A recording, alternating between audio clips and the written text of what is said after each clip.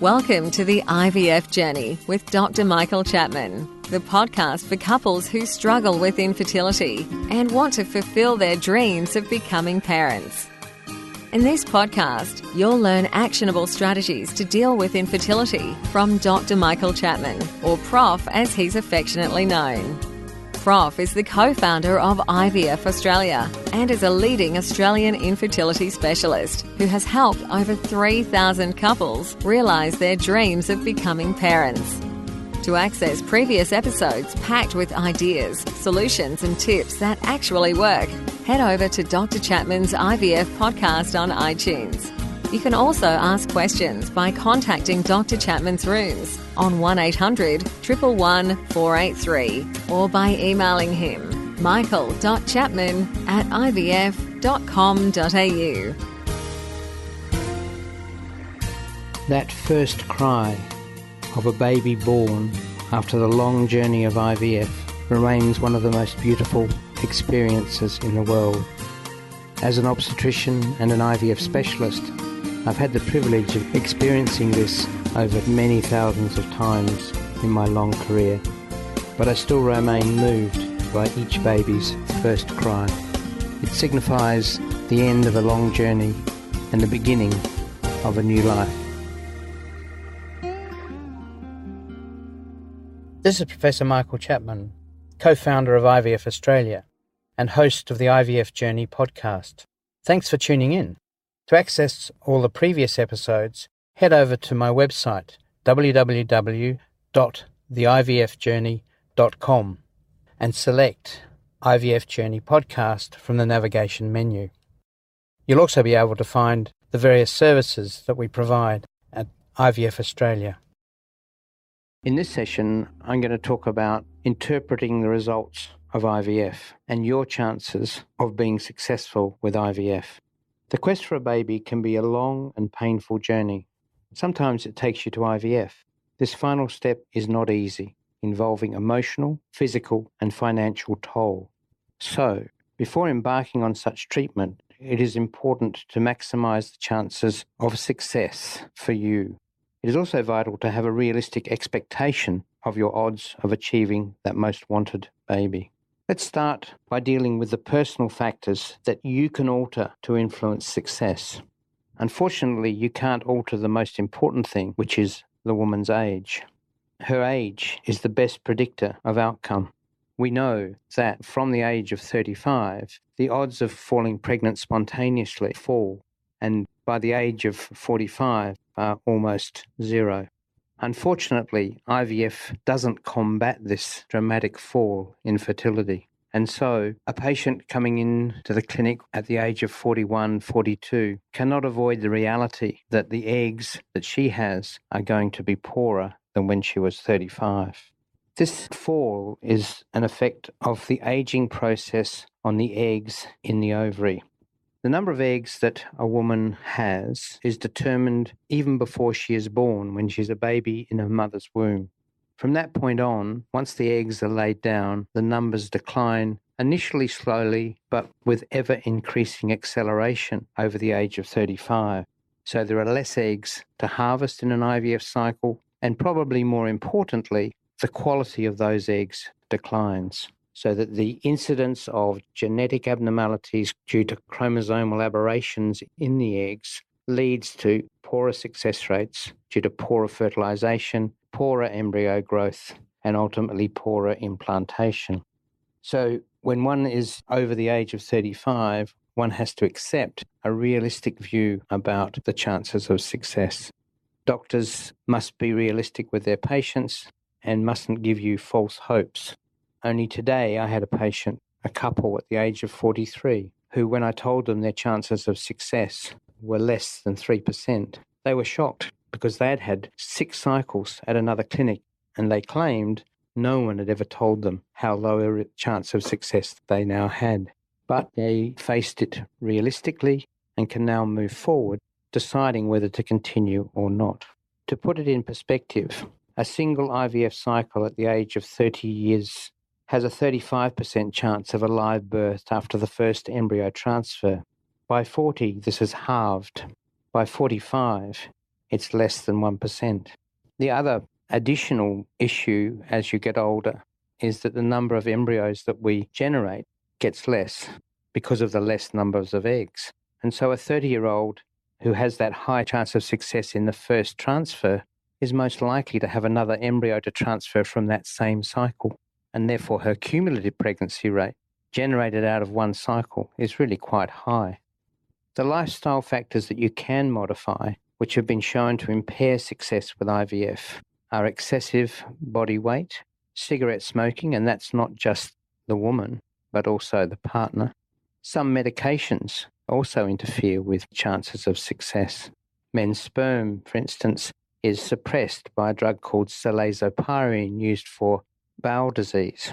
There are other conditions that can interfere with the chances of success, including endometriosis and women who've had ovarian surgery for cysts.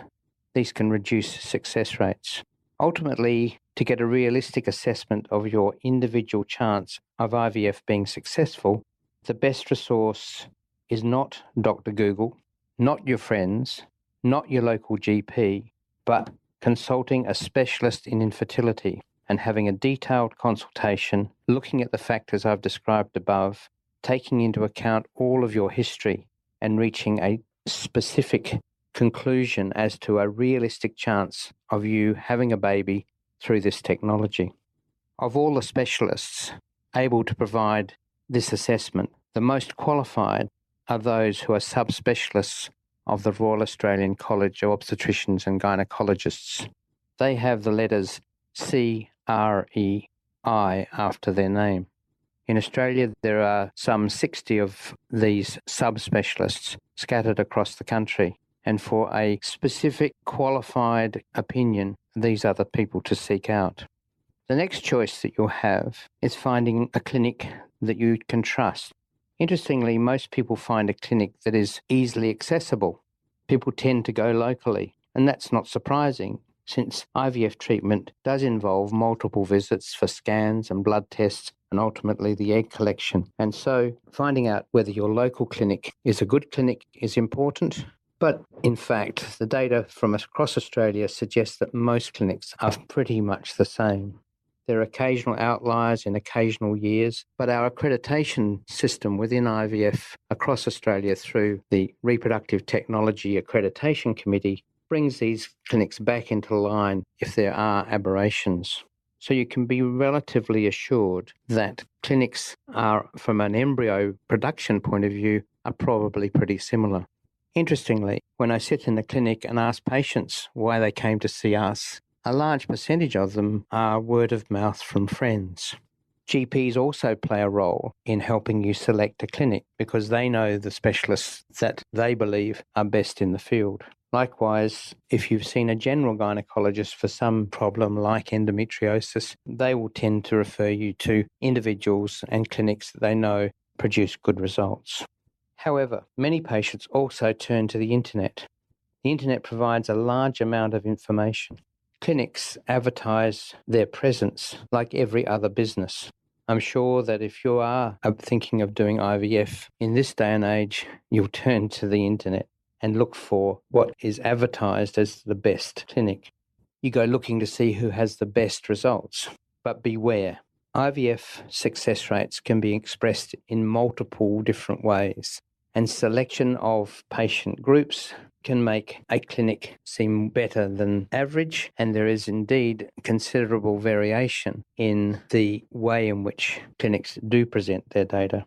I'm afraid that many clinics express their results in a way that potentially can be deceptive to patients looking for the best clinic. In terms of the actual statistics, the most realistic view of your chances of success is when they describe the result as the percentage of live births per started cycle. In other words, if you start a cycle, what is the chances of coming out with a baby at the other end? The majority of results, and a recent survey confirmed this, the majority of results on websites talk about embryos being transferred as the denominator, i.e. it's the live birth rate per embryo transfer. But what they don't tell you is that 20% of patients never get to an embryo transfer, either because The woman didn't stimulate very well. Her ovaries were not able to produce multiple follicles. Or when those eggs were harvested, they didn't fertilise, which may reflect the laboratory, but it predominantly reflects the egg quality and the sperm quality. When they start to grow after fertilisation, many embryos fail to proceed, that they were doomed from the start because of egg quality. And so there's this big dropout rate. And so expressing it in per embryo transfer is not necessarily going to give you a realistic view of your chances when you start a cycle.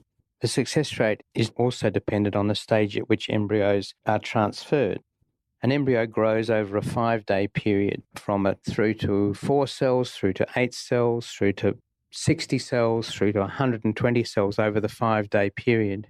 If you transfer a 4-cell embryo, the success rates are going to be lower per embryo transferred than if you wait till the 5th day when there are 100 to 200 cells and you form something called a blastocyst. In the past, we were transferring day 2 8-cell embryos. But what we've discovered is that by waiting till they become blastocysts, nature selects out the best embryos, and therefore those embryos transferred on day 5 are the ones that have survived the journey, and they're the ones that are most likely to produce a pregnancy. So you can't compare clinics who predominantly do early transfers with those that do late transfers. The late transfer clinics will always seem to be better. The other issue about clinics expressing their result is that they vary in the patient populations that they treat. So some clinics have a predominance of older patients, particularly in the well-established suburbs, and particularly where the higher socioeconomic groups with career women in particular are not coming to the clinic till they're in their late 30s and early 40s. That group of patients will bias the overall clinic results. It will appear to be a worse clinic, but in fact, it's the age distribution that's the problem, not the quality of the clinic. So even with these few examples of how web page statistics can be misleading, I must emphasize that for you to realistically estimate your chances of having a baby through IVF, do not take any advice other than that of a trained expert in the field, a subspecialist in infertility, a gynecologist with CRAI after their name. And don't forget that you can access all the previous episodes by going to our website www.theivfjourney.com and select IVF Journey Podcast from the navigation menu.